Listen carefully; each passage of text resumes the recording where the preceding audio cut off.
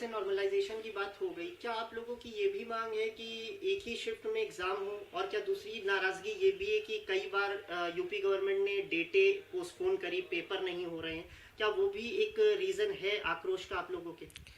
जी देखिए, नॉर्मलाइजेशन की बात जो है वो तभी आएगी जब कई पालियों में एग्ज़ाम होगी। यदि एक पाली में एग्ज़ाम होती है तो नॉर्मलाइजेशन की बात नहीं आएगी। तो ये दोनों कॉम्प्लीमेंट्री हैं। अगर दो पाली या एक से अधिक पाली में एग्ज़ाम होंगे तो नॉर्मलाइजेशन की प्रक्रिया आएगी ही आएगी मानकीकरण के लिए।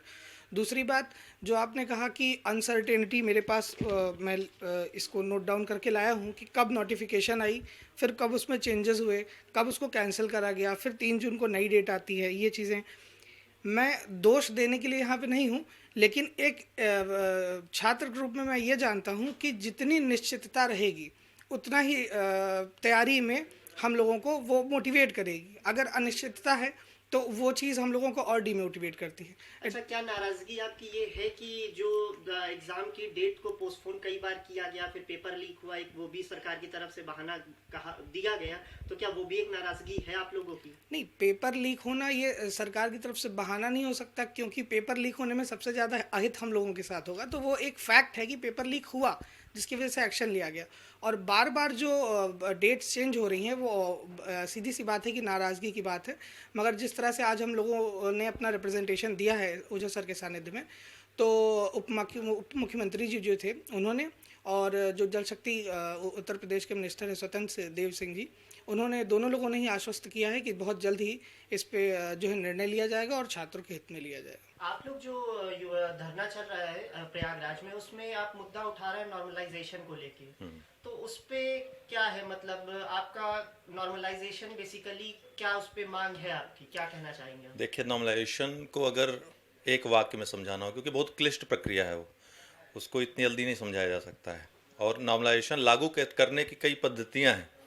आयोग ने अभी तक नहीं बताया है कि नॉर्मलाइजेशन को कैसे लागू करेगा। तो छात्र हजारों की संख्या में प्रयागराज में आंदोलनरत हैं 2-3 दिन से। इसके पहले से भी आंदोलन चल रहा था, डिजिटल आंदोलन चल रहा था। छात्रों की केवल एक मांग है कि कोई भी परीक्षा पीसीएस की हो, आरओ की हो, दोनों एक ही शिफ्ट में आयोजित होनी चाहिए, जैसा कि नोटिफिकेशन में दिया है, जैसा पहले हुआ करता था। तो हमारी मांगें जब नहीं मानी जा रही थी, तो माननीय ओझा सर के नेतृत्व में आज हम लोग डिप्टी सीएम साहब से और सरकार के अन्य लोगों से जो उच्चाधिकारी हैं आज मिले हैं। और ओझा सर ने और हमारे माध्यम से भी बहुत मजबूती से अपने पक्ष को, छात्रों के पक्ष को रखा गया है, और आश्वासन भी मिला है कि इस पर कुछ अच्छा निर्णय आज ही के दिन या फिर बहुत जल्द लिया जाएगा।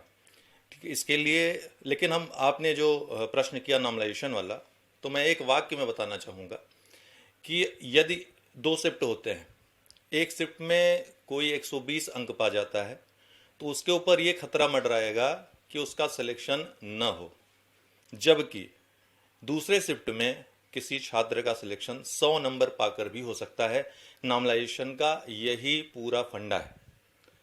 ठीक है, इतने सरल तरीके से, मतलब नॉर्मलाइजेशन एक प्रक्रिया है, उसके कई ढंग हैं लागू करने के, लेकिन जो असर होता है वो मैं आपको बता रहा हूँ। ठीक है, तो ये अंतर, ये जो प्रक्रिया, इसमें बहुत सारी चीज़ें और भी हैं। छात्रों की डिमांड की इसके आड़ में भ्रष्टाचार भी हो सकता है। अपने लोगों को, जिस शिफ्ट की मेरिट कम जाएगी, अपने लोगों को भी घुसाया जा सकता है। आज नहीं तो कल कोई ना कोई तो ऐसा व्यक्ति आ सकता है। तो इसलिए छात्र को कहीं से भी ये मंजूर नहीं है प्रक्रिया, और सभी छात्रों की डिमांड यह है कि जल्द से जल्द इस पर निर्णय ले सरकार और सबको राहत दे।